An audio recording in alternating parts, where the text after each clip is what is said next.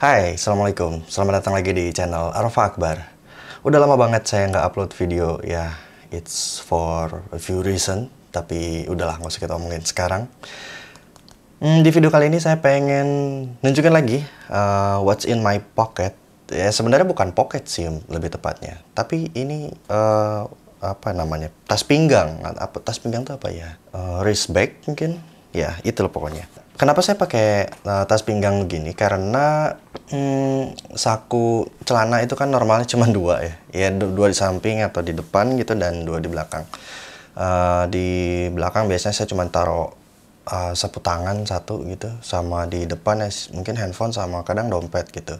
Repotnya kalau saya misalnya pengen bawa hal yang lain kayak misalnya mau botol minum, uang atau ya apapun lah gitu yang lebih dari yang biasa saya bawa gitu. Biasanya saya cuma bawa handphone sama dompet gitu. Apalagi kalau lagi jalan naik kereta atau tempat-tempat yang crowded gitu, agak kurang nyaman rasanya kalau misalnya saku celana itu terlalu penuh gitu. Nah, makanya saya membiasakan lagi pakai tas pinggang. Tas pinggang saya punya beberapa tas pinggang dan biasanya saya kalau mau ganti yang lama saya jual dulu terus saya ganti, dan ini tas pinggang terbaru yang saya punya.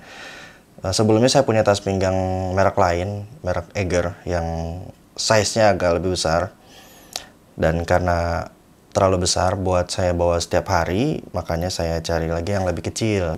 Ini bukan tas pinggang yang susah ditemuin sih, ini saya beli di Sport Station dan kelihatannya ini rebranding aja, saya nggak tahu sih. Soalnya saya pernah nemu dengan bentuk yang sama dengan merek yang lain kayak Nike atau semacamnya gitu. Tapi ini saya beli di Sport Station, mereknya Converse. Apa aja yang ada di tas pinggang ini? Ayo kita buka satu-satu. Yang pertama ya itu tadi, karena saya sebenarnya pengen bawa apa namanya, kelihatan nggak sih?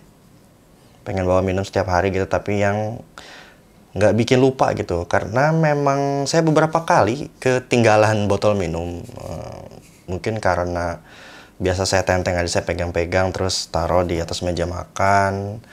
Dan waktu selesai makan, habis ngobrol-ngobrol langsung bayar pulang gitu, ketinggalan gitu. Ya akhirnya saya cari yang bisa muat di dalam tas kecil kayak gini. Ini adalah botol minum dari Memo Bottle. Ukurannya nggak besar, memang kalau segini itu setara dengan satu gelas air mineral. Ini 250 ml. Ya cukuplah untuk sekali minum. Nanti kalau udah sampai tempat lain, misalnya nyampe kantor atau nyampe manapun gitu, kita bisa ngisi ulang gitu. Karena di kantor ada dispenser air. Jadi sebelum makan penuhin, habis makan ya isi lagi gitu. Dan karena ukuran yang kecil ini jadi bisa masuk di tas pinggang ini. Oke, kita simpan dulu di sini. Yang kedua, pastinya saya juga bawa handphone ya. Ya, handphone. Dan kebetulan handphone terakhir yang saya punya mungkin di beberapa video sebelumnya itu Samsung S10, itu udah ya agak rusak lah. Jadi saya putuskan untuk ganti handphone dan saya pengen balik lagi ke iPhone. Ini iPhone 14 Plus. Kenapa saya beli iPhone yang besar? Karena untuk mempermudah pekerjaan saya ngeliatin dokumen, ngedit-ngedit atau tanda tangan segala macam gitu. Emang ukurannya agak lebih besar dibanding handphone saya sebelumnya. Dan sebetulnya sih kurang nyaman ya di saku itu karena dia besar, tapi ya itu mungkin harga yang harus saya bayar untuk kemudahan dalam ngeliat-ngeliat dokumen dan segala macamnya yang memang saya perluin untuk urusan pekerjaan gitu. Selain itu sih fitur-fitur kayak kamera atau video itu ya upgrade besar banget, karena itu tadi handphone terakhir yang saya punya kan Samsung S10 yang mungkin usianya udah 5 tahun mungkin ya kalau dari sekarang. Jadi kesini lumayan upgrade banyak, walaupun sebetulnya bukan itu yang terlalu saya incer sih. Tapi ini ya saya suka banget lah balik lagi ke iPhone, dan ini generasi terbaru kemarin waktu saya beli. Jadi Ini kameranya bagus, audionya juga clear banget, kerasa banget lah upgrade-nya dari Samsung ke iPhone 14 ini. Kenapa saya pilih iPhone lagi? Karena supaya memudahkan workflow ya, karena saya pakai device-device Apple yang lain kayak MacBook atau Mac Mini gitu. Ya cuma dua itu sih. Ya. Ini iPhone 14 Plus. Ya di belakangnya sini ada uang sih yang kadang kepake. Kalau nggak bisa cashless, ini dompet nanti kita bahas. Nah ini headsetnya, karena di iPhone ini nggak ada headphone jack, jadi dia cuma bisa via Lightning. Dan ini bawaannya Apple. Ini headsetnya Apple, jadi ujungnya Lightning. Makanya harus saya bawa setiap saat, karena headset saya biasanya yang headset andalan saya ini nggak bisa dipakai lagi. Ya sebenarnya bisa pakai converter, cuman setelah reset beberapa saat suka ada noise gitu dengan menggunakan converter. Jadi akhirnya saya putuskan beli yang langsung Lightning aja. Kenapa nggak beli yang wireless? Selain harganya mahal, pertimbangan kedua, di headphone ini kan ada mic yang posisinya cukup panjang gitu, dari ini saya contohin aja ya. Jadi kalau ini kita pakai di sini, posisi mic ini lebih dekat ke mulut, jadi audionya lebih jelas kalau misalnya kita pakai meeting gitu. Kalau pakai yang wireless yang cuman segini kan somehow pasti ada yang nggak jelas gitu, meskipun secanggih apapun AirPods atau AirPods Pro, bisa dipastikan itu ada suara atau suara dari kita sebagai pembicara yang akan nggak jelas gitu, karena dia kan dibuat secara artifisial supaya si penerima suara bisa ngedengar, entah dengan teknologinya cleansing atau mungkin noise cancellation ya, tapi di microphone, nggak tahu gimana cara kerjanya. Ya begitulah, kamu silakan aja lihat reviewnya di YouTube, udah banyak. Yang jelas ini pilihan terbaik saat ini yang bisa saya gunakan untuk kebutuhan dengerin podcast, atau yang paling sering untuk meeting online via handphone. Kalau meeting online-nya via laptop sih tetap pakai headset biasa, karena di laptop nggak ada port Lightning. Juga saya punya kebiasaan ini bawa center kecil. Ini dari Innova yang saya punya udah ya mungkin 10 tahun kali ya. Nah sisanya yang terakhir itu ada dompet. Memang ini dompet biasa. Ini dompet saya bikin sendiri by the way.